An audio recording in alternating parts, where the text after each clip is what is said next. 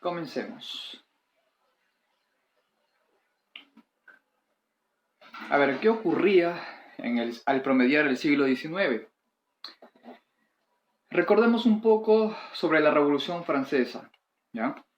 ¿Qué buscaban los países europeos? Restaurar ese régimen que por varios años los franceses lucharon. ¿De qué hablamos? El absolutismo, ¿ya? El absolutismo en Europa ya no tenía sentido. Este sistema fue abolido específicamente en Francia, ¿ya? Hablando de Francia. Este sistema absolutista o antiguo régimen fue abolido por el pueblo, por los burgueses y por el pueblo francés, ¿ya? Pero habían reyes europeos que tenían la idea de restaurar este absolutismo, que ya había caducado, como se dice, ¿ya? Querían implantar, estaban entre la disyuntiva de establecer mayores libertades o quedarnos con el sistema que durante cientos de años ha existido, el absolutismo. Esa era la incertidumbre que se vivía en Europa. Si aceptar utopías igualitarias o aceptar sociedades más liberales, más democráticas. A esta duda, a esta disyuntiva de qué régimen o qué sistema político vamos a optar, se le va a llamar la Revolución Liberal de 1830 y 1848, ¿ya? Entre estos años se va a desatar en toda Europa una lucha para establecer un sistema político que hasta el día de hoy tiene vigencia, ¿ya? Como se dice, Francia va a ser la iniciadora de estos movimientos, ¿ya? Mucho antes de estos movimientos con su Revolución Francesa. Y ya estando en este contexto, del 30 al 48, Francia va a ser una especie de prueba o como un ensayo, a ver qué tal funciona en Francia para que los demás países de Europa puedan copiar ese ejemplo. La gran incertidumbre. ¿Qué sistema político vamos a optar? ¿El liberalismo o el conservadurismo? Es como si dijéramos el agua y el aceite. Es como si dijéramos absolutismo. Quitar todo tipo de manifestación o de derecho de opinión o libertad de expresión. Mientras que la democracia sí se permite la libertad de expresión. Son opuestos. El liberalismo propone cambio, propone más apertura, propone democracia, mientras que el conservadurismo, como dice el mismo término, conservar, ¿qué conserva? El pensamiento de la monarquía absolutista, ¿ya? Ideas muy cerradas. Por lo tanto, estas dos ideologías se van a contraponer, van a ser opuestas. Esta es la lucha entre distintos puntos de vista. Hay países que van a estar a favor del conservadurismo, o sea, los países que quieren seguir por el lado absolutista, y hay países que van a buscar algo nuevo, como se dice, algo más democrático, algo distinto al absolutismo. ¿Cuáles son? Los países que tienen inclinación hacia el liberalismo. Vamos a ver ahora a detalle en qué consta cada ideología. Tenemos por un lado el conservadurismo, lo clásico. Edmund Burke, en su libro, en su obra llamada Reflexiones sobre la Revolución en Francia, nos da su punto de vista, porque él está a favor de esta postura clásica que es el conservadurismo, que es lo que él cree, por qué debería establecerse el conservadurismo en Europa. Según su punto de vista de Edmund Burke, nos dice lo siguiente, lo que él cree. Él cree que el Estado y el pueblo eran producto de un crecimiento imperceptiblemente lento, ¿ya? Él cree que el Estado y el pueblo, esta convivencia de Estado y de pueblo, sea de forma natural, Es como si habláramos de una ley natural. Es como si dijéramos, no sé, un león, ¿ya? Un antílope, o un león, una cebra, se encuentran en un solo ambiente, ¿ya? Y por la ley natural, por la ley del más fuerte, ¿qué va a hacer? El león va a cazar a la cebra, al antílope, ¿ya? Y no se puede hacer nada. O sea, eso se da de forma natural. Es lo que debe ser. Según Edmund Burke, él creía que el Estado y el pueblo vivían, o sea, este establecimiento era natural. O sea, no es que al rey lo hayan impuesto, no, él cree que la autoridad del Estado y el pueblo sea de forma natural. ¿Ya? Es lo normal, es lo que debería ser. Por lo tanto, si se hace algo en contra de esto que es natural, se va a conseguir el desequilibrio. Todo cambio radical va a generar un caos, va a generar el desastre, va a romper el equilibrio. ¿Ya? Por lo tanto, Edmund Burke te está diciendo de que el absolutismo, ¿ya? El conservadurismo, es lo que debe ser. Si tú tratas de cambiarlo, vas a generar un desequilibrio y esto va a generar un caos. De todas maneras, observamos y escuchamos lo que este señor propone, que está hablando a su favor, ¿ya? Tiene intereses políticos e ideológicos a su favor. Él no quiere que cambie este sistema, porque si cambia el sistema es perjudicial para sus intereses y para el interés de un pequeño grupo de la nobleza. Por lo tanto, no le conviene, ¿ya? Esto es el conservadurismo, esa es la ideología conservadurista. ¿A qué está protegiendo al absolutismo? Mientras que por el otro lado tenemos al opuesto, que es el liberalismo, en el cual se cree lo siguiente, en el liberalismo, que la libertad del individuo no depende del rey.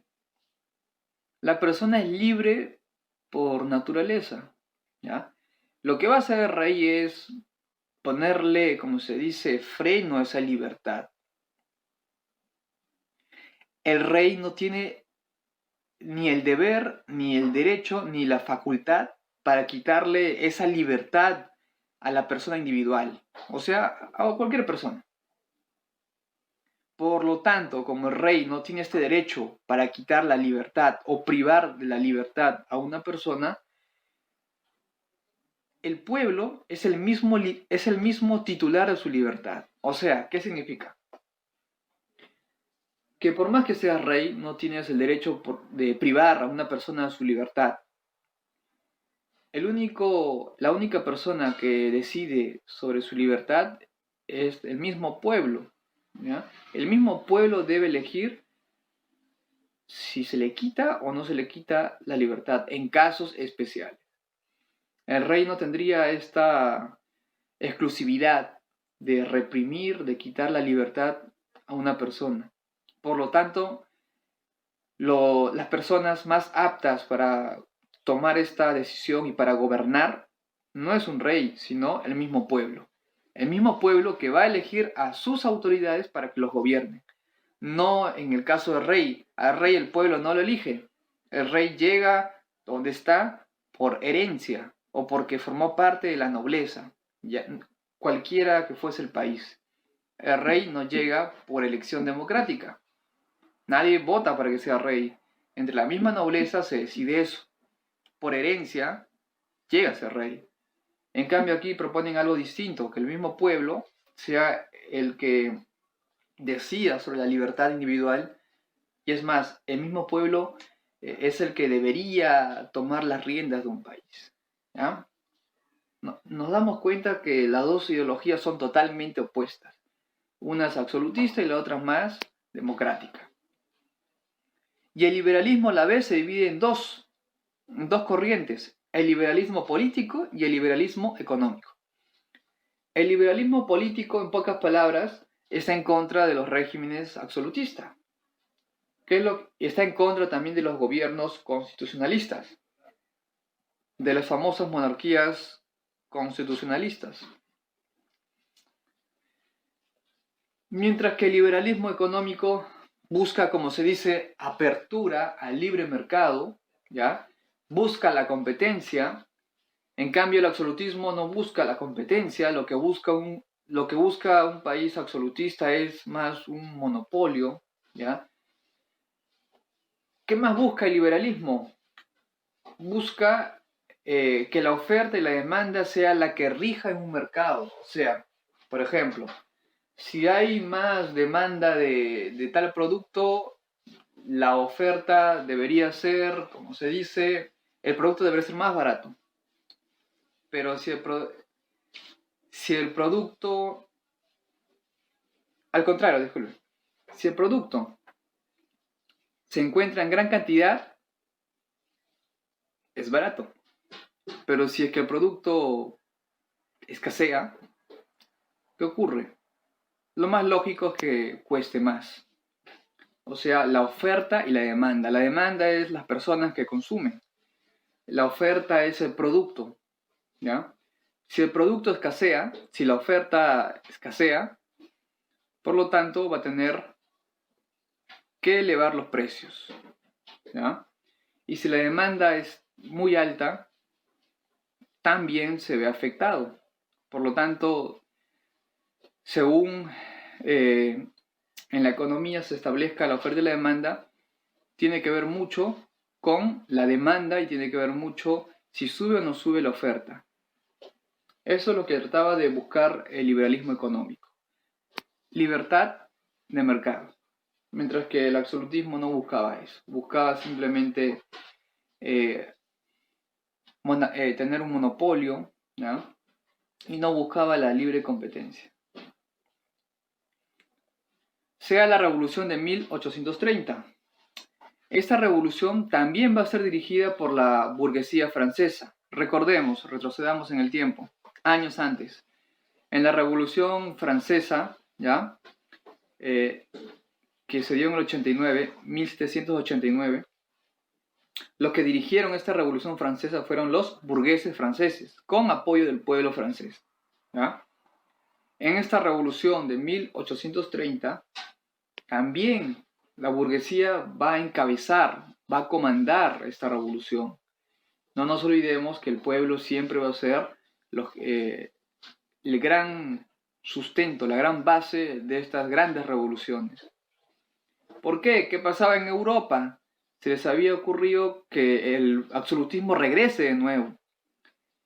Y no olvidemos que en Francia ya se había abolido el absolutismo. El antiguo régimen, que es el absolutismo, ya no existía. Pero sabemos que la nobleza tenía esos deseos, extrañaba mucho el absolutismo y quería implantarlo de nuevo, a pesar que ya se había abolido. Y no solo en Francia, sabemos que el absolutismo quería regresar con más fuerza en toda Europa. Esto va a originar que en Francia se dé una gran revolución, casi parecida a la Revolución Francesa, que ocurrió años antes, ¿ya? De esto va a tratar la Revolución de 1830 en Francia y en Europa. Muy bien. Las causas de esta Revolución de 1830, ¿cuáles fueron?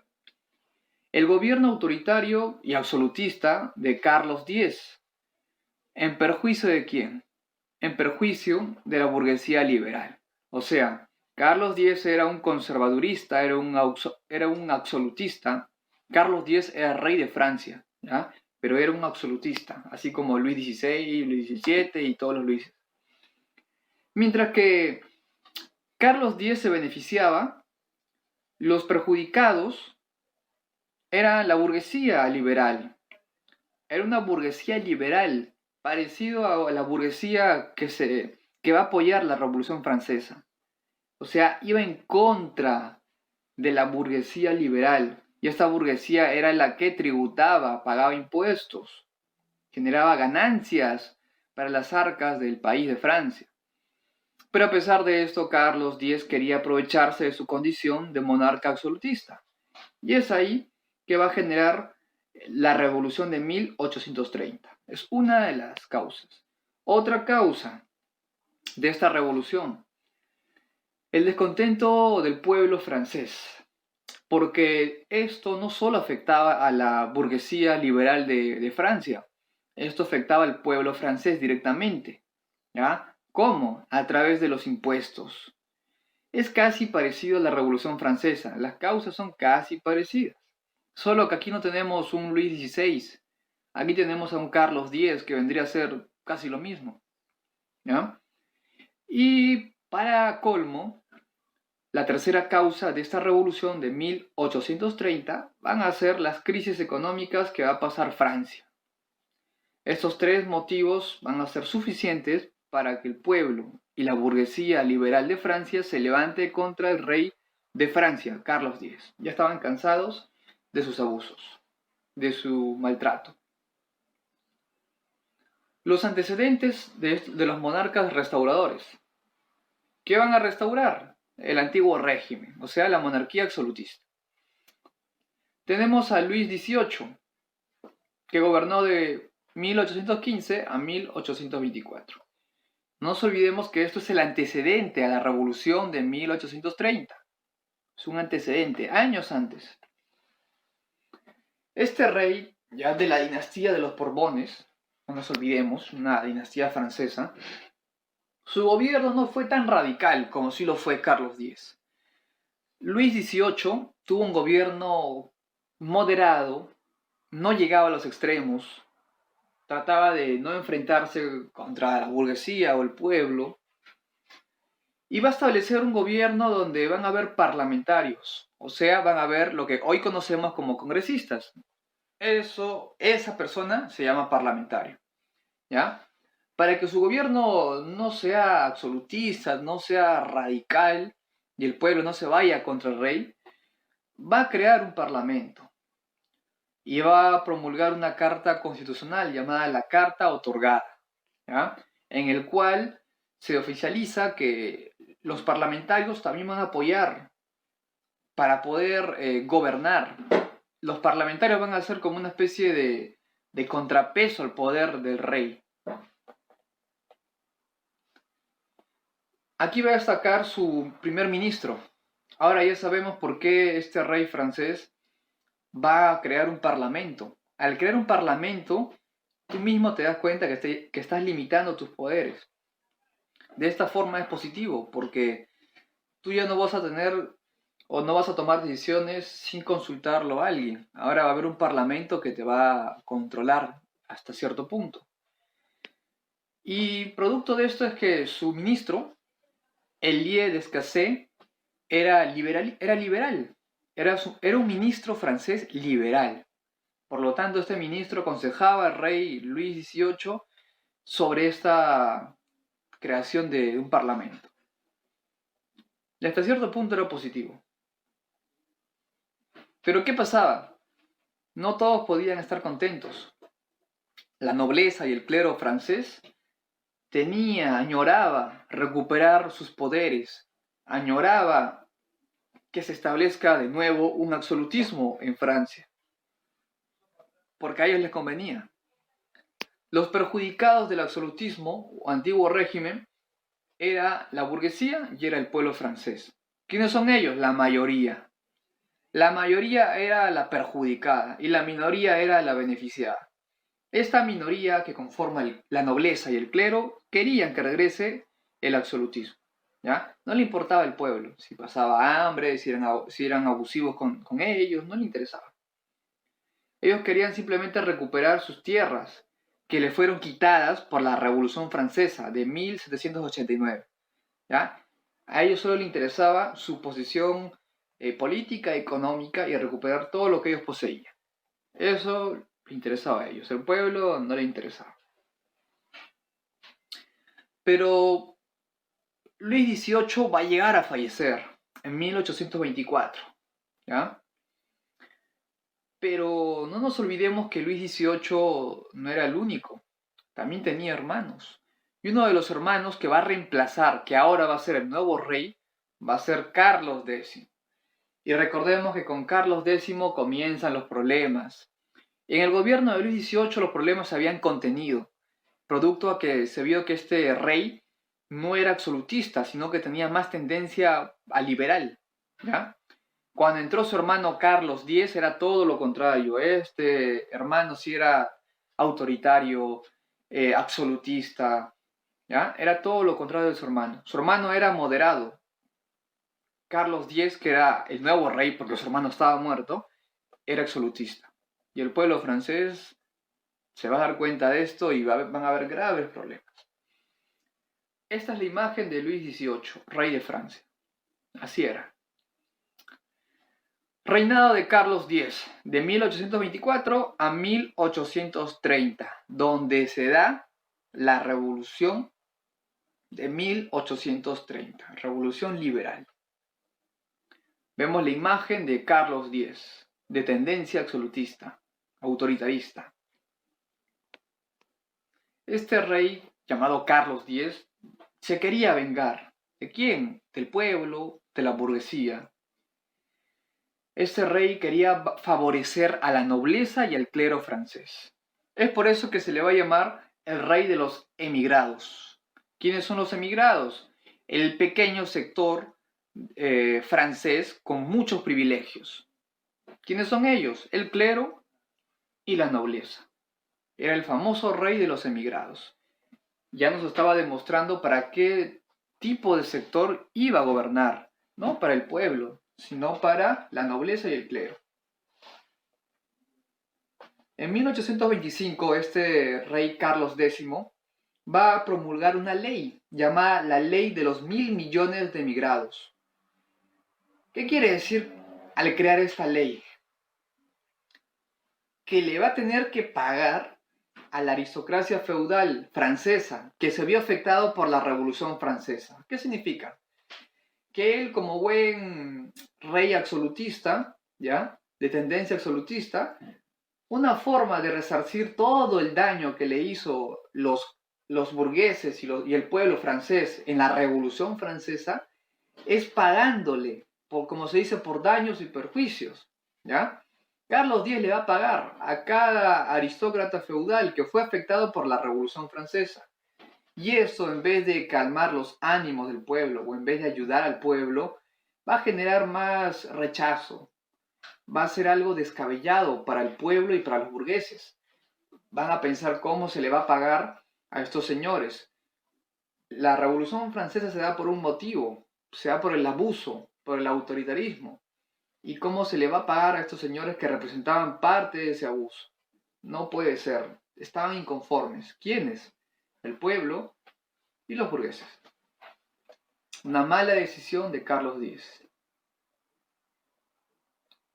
Y esto va a acarrear muchos problemas. ¿Cuáles van a ser los detonantes de esta revolución de 1830? Por ejemplo, tenemos a las ordenanzas de julio, que van a ser promulgadas por el ministro Jules Polignac, ¿ya? Las ordenanzas de julio. Otro detonante de la revolución va a ser que por orden expresa del rey Carlos X se va a suspender la libertad de prensa. ¿Qué quiere decir?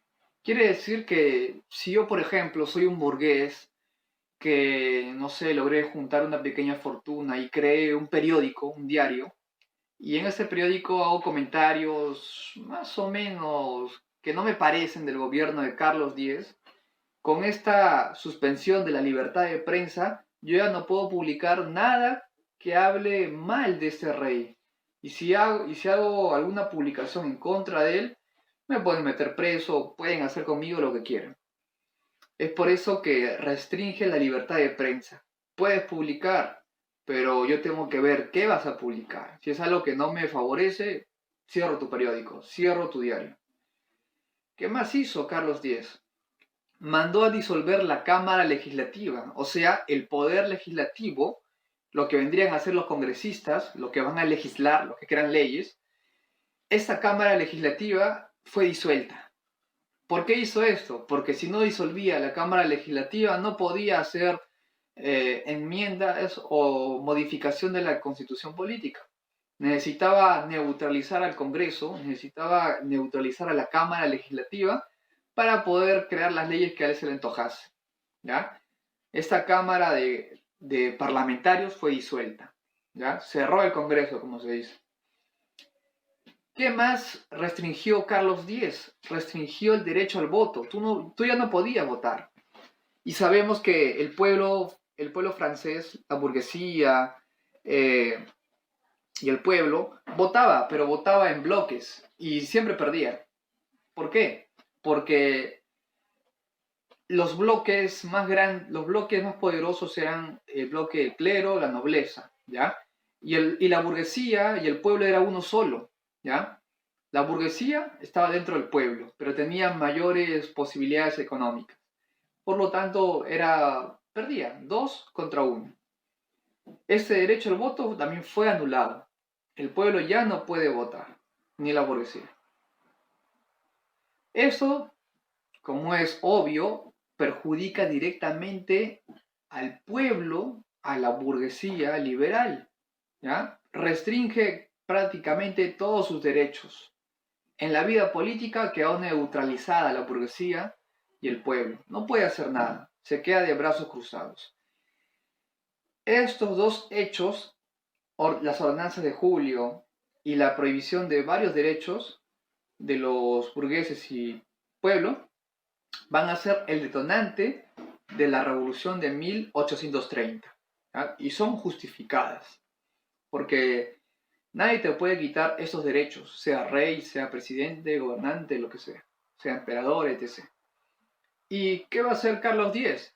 En vez de arreglar las cosas, se va a enfrentar al pueblo.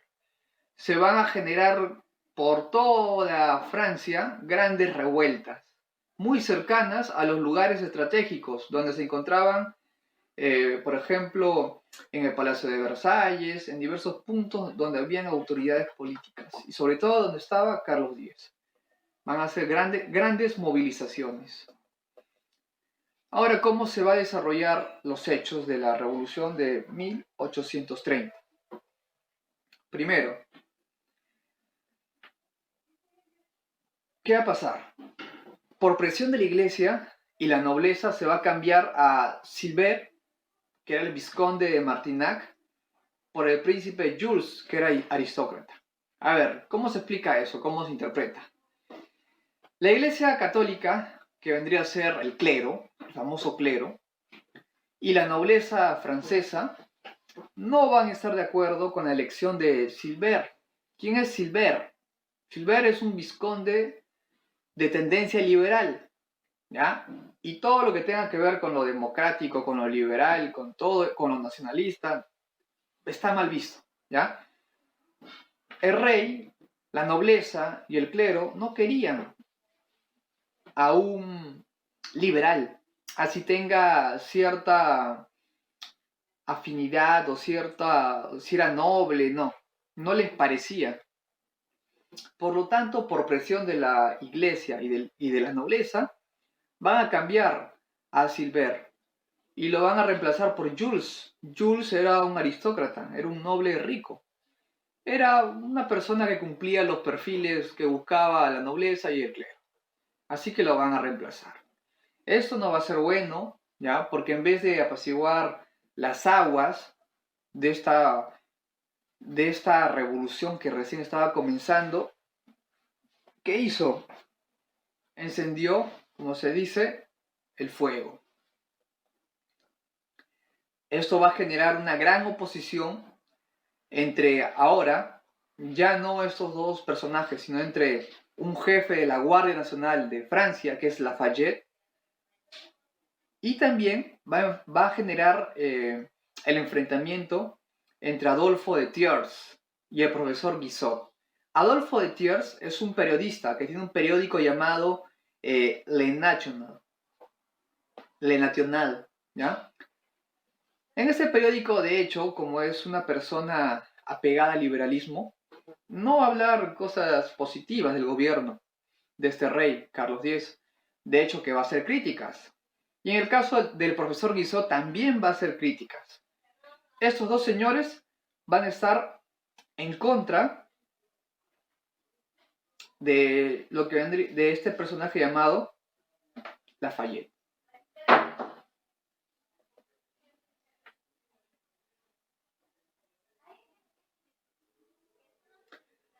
¿Qué más ocurre? Entre los días de julio, en el día 27, 28 y 29, se va a generar una gran rebelión, una gran revuelta. ¿Por parte de quién? ¿Quiénes lo conforman? Los obreros y los estudiantes franceses.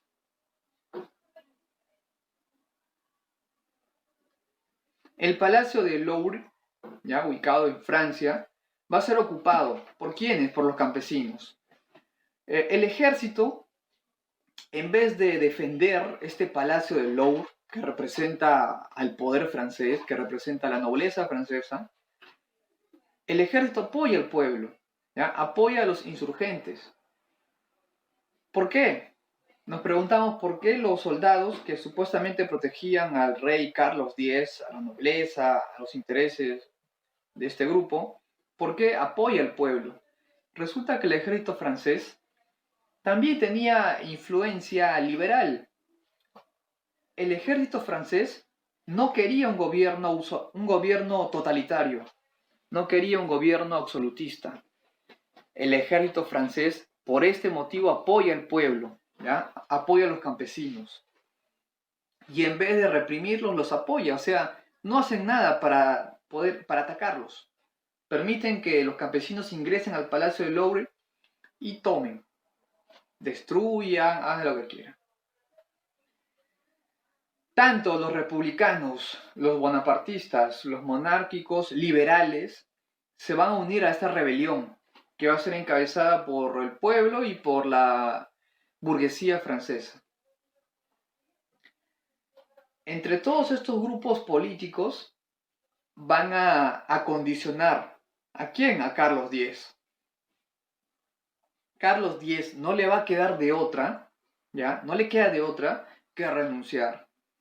Porque tenía como enemigos no a cualquier persona, sino a grupos políticos muy poderosos que mueven muchas personas, ¿ya?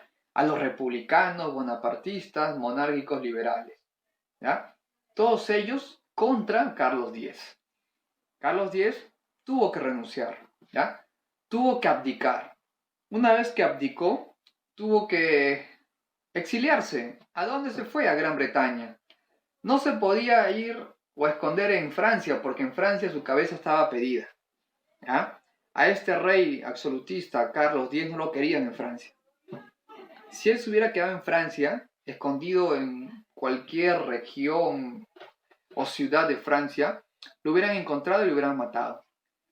Le hubiera pasado lo mismo que le pasó al antiguo rey absolutista de Francia, a Luis XVI. ¿Qué le pasó a este rey? Que sabemos que su gobierno fue uno de los peores, porque era corrupto, despilfarraba dinero, absolutista, no apoyaba al pueblo, no hacía nada para el pueblo. El pueblo, una vez que lo captura, ¿ya? Lo asesina, le corta la cabeza, lo lleva a la guillotina y lo mata de esa forma, le cortan la cabeza. Carlos X sabía que le iba a pasar exactamente lo mismo que este monarca absolutista, Luis XVI. Le iban a cortar la cabeza o de repente lo fusilaban. Entonces Carlos X, salvando su vida, se va, se exilia en Gran Bretaña, ahí se queda, porque si regresa a Francia lo matan, por todo lo que había hecho. Se va Carlos X, ¿ya? Abdica y es proclamado nuevo rey, el duque de Orleans. ¿Quién va a ser el duque de Orleans? Luis Felipe I. Luis Felipe I se convierte en el nuevo rey de Francia. Este señor, llamado Luis Felipe I, no va a ser un absolutista como sí lo fue Carlos X. Este señor llamado Luis Felipe I va a implantar una monarquía. Sí, claro, sigue siendo monarquía, pero hay tipos de monarquías. Luis Felipe I implanta la monarquía constitucional, ¿ya? Y va a dejar de lado a la aristocracia del gobierno. ¿Pero por qué? Porque se supone, si es una monarquía constitucional, quiere decir que el poder total no lo tiene el rey. Quiere decir que va a haber un congreso, va a haber un parlamento, donde va a supeditar, va a controlar el poder del rey para que no se exceda. Va a ser el contrapeso de poder en el país. En cambio, una monarquía absolutista es autoridad total, poder total, todos los poderes del Estado legislativo, judicial, todo recae en el poder ejecutivo, que comprende al rey absolutista. Luis Felipe I implanta una monarquía distinta, una monarquía que va a respetar la constitución política, por eso le llaman monarquía constitucional, ¿ya? Y la aristocracia, que en la monarquía absolutista apoyaba al rey absolutista, ya no, va a ser marginado, va a dejarse de lado a la aristocracia. ¿Cómo va a afectar esta revolución liberal de 1830 a Europa? Por ejemplo, en Alemania tenemos a Metternich. Metternich va a lograr reprimir a los movimientos liberales y nacionalistas en sus estados, como por ejemplo Hannover, Hersey, Sajonia y Baden. Quiere decir que Metternich era ¿qué era? Era de tendencia absolutista. Metternich, que es el ministro del rey de Austria, es un absolutista. Está en contra del liberalismo, está en contra de la democracia, está en contra del nacionalismo. Y él en sus territorios va a tratar de poner, como se dice, a raya, poner control contra los liberales y los nacionalistas. Va a calmarlos, pero a la fuerza. En Italia, las tropas austriacas, o sea, de donde pertenece Metternich, se van a encargar de controlar a los insurgentes nacionalistas, ¿ya? O sea, Austria va a brindar apoyo a Italia para controlar a los liberales y a los nacionalistas. Giuseppe Mazzini, que es un italiano, va a ser el ideólogo de la unificación italiana. No nos olvidemos que la unificación italiana no es absolutista, sino es de tendencia liberal, es democrático. Él va a ser el iniciador de esta unificación italiana. Y va a fundar un periódico llamado La Joven Italia. ¿Y qué pasaba en los Países Bajos? Sobre todo en Bélgica. A finales de 1830 en Bélgica va a proclamar su independencia de Holanda, ¿ya? Bélgica en la actualidad es un país autónomo. Antes dependía de Países Bajos. 1830, producto de esta revolución liberal, ¿ya? Que ocurrió en Francia, ¿ya? Pero ¿qué tiene que ver si ocurrió en Francia? No se olviden que son las repercusiones. Va a tomar como inspiración lo que pasó en Francia para buscar su propia autonomía. Y Bélgica se proclama país libre o independiente de Holanda. En 1830 ocurrió esta gran revolución, pero 18 años después, o sea, en 1848 también van a haber otras revoluciones. Tenemos la revolución de 1848. El foco de la revolución, exactamente lo que ocurrió en Francia en el 30, ahora ocurre en el 48. 18 años después, también vuelve a ocurrir en Francia. A ver, por lógica sabemos que si con esta revolución de 1830, donde Luis Felipe I establece una monarquía constitucional, se supone más justa, donde el equilibrio de poderes ya no hay una gran diferencia como si lo había en una monarquía absolutista, quiere decir que no funcionó. Luis Felipe fue presidente de Francia, trató de implantar un gobierno constitucional, pero no funcionó. ¿Por qué? Porque había muchas contradicciones, ¿okay? Muchas contradicciones. Y como resultado, 18 años después vamos a ver esas contradicciones. Causas de la Revolución de 1848. La discriminación política a la pequeña burguesía y al proletariado. O sea, supuestamente una monarquía constitucional es para todos, por igual. Pero aquí se seguía discriminando a la burguesía y al proletariado, que eran la mayoría en Francia. ¿Quién discriminaba a este sector muy importante en Francia? Luis Felipe I, el rey constitucionalista.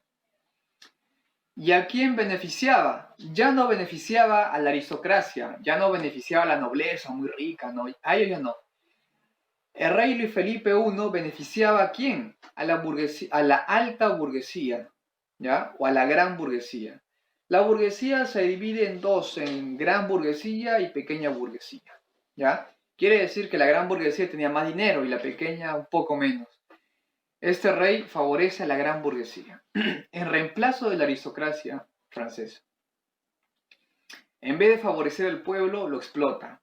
Explota a la clase obrera, a la mayoría en Francia. Esta población francesa se siente engañada, se siente defraudada por parte del rey Luis Felipe, que en un inicio prometió una cosa y luego salió con otra cosa. Y para colmo, los partidos políticos franceses también estaban en contra del rey. ¿Cuál va a ser el detonante de esta revolución? Que se va a prohibir un banquete, va a haber un banquete público, o sea, donde todo el mundo puede acceder, ¿ya? No solo la nobleza, no solo la burguesía, todo el mundo puede acceder. Este banquete se celebra en París, en 1848. Y resulta que se había dado una manifestación. Había una manifestación y se da el banquete. Justo coincidieron la misma fecha.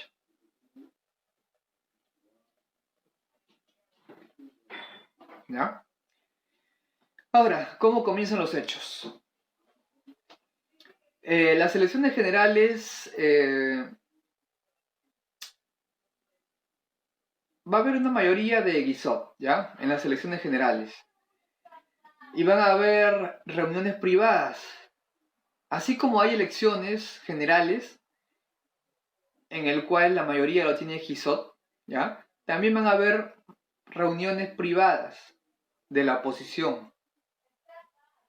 Entre el 23 y 24 de febrero se va a encabezar una gran rebelión de estudiantes y obreros. ¿Qué van a hacer? Van a marchar por las calles y van a levantar barricadas. ¿Qué es una barricada? Trincheras, o sea, poner obstáculos como medio defensivo. Se van a enfrentar a las fuerzas internas, o sea, a los guardias, al ejército francés. En este caso, vuelve a pasar lo mismo que en 1830. La Guardia Nacional de Francia apoya a estos estudiantes, a estos obreros, a los revolucionarios, los apoya, ¿ya? Ingresaron al Palacio Real y van a obligar al rey ¿a qué? A abdicar, ¿ya? Obligan al rey a abdicar.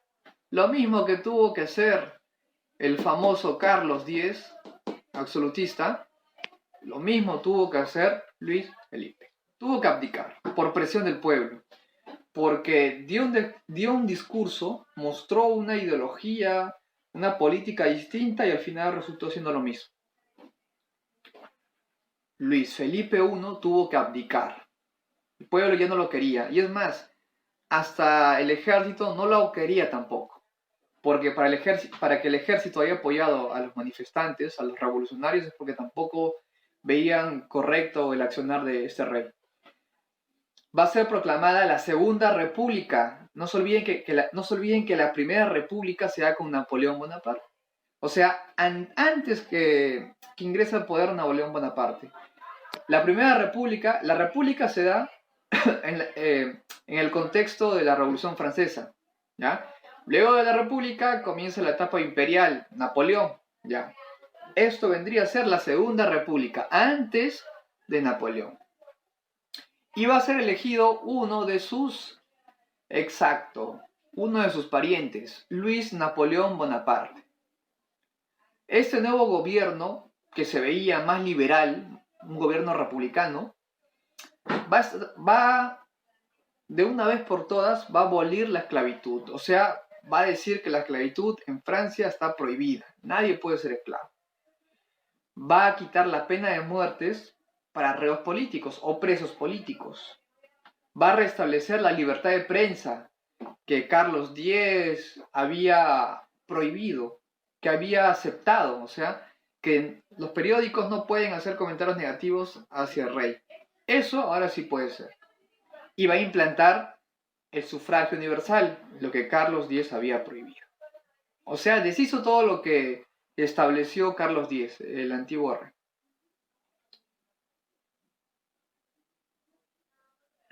Tenemos a Guizot, tenemos a la Segunda República, donde los estudiantes y los campesinos toman el poder, ¿ok? No toman el poder por ellos, sino que los burgueses van a ser los que van a encabezar, pero tenemos como su máximo líder a Luis Napoleón Bonaparte. En la parte derecha observamos a Napoleón Bonaparte 3. Napoleón Bonaparte 3. Porque el uno, ¿quién fue? El que murió. Bueno, sería todo. Muchas gracias. Nos vemos.